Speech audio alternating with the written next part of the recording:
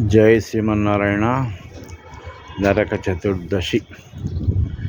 నరకాసురునికి మరణం తల్లి చేతనే కలుగుతుందని మహావిష్ణువు భూదేవికి వరం ఇచ్చాడు. అందువలన భూదేవి సత్యభామగా అవతరించి నరకాసుర సంహారం చేసిందనేది భాగవతంలో చెప్పబడింది.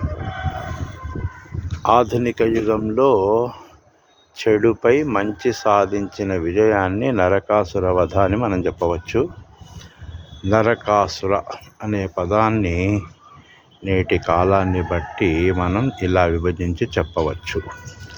నర అంటే మానవుడు, కాసు అంటే ధనం, సుర అంటే మద్యం.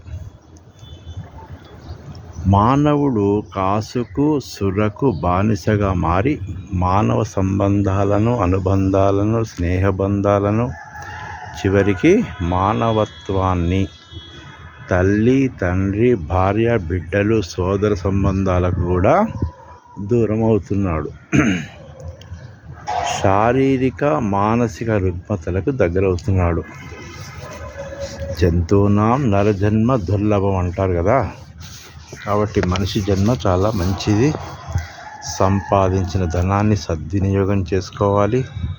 అప్పుడే కీర్తి ప్రతిష్టలను పొందగలుగుతాడు. జై శ్రీమన్నారాయణ. రాచకొండ రామాచార్యులు.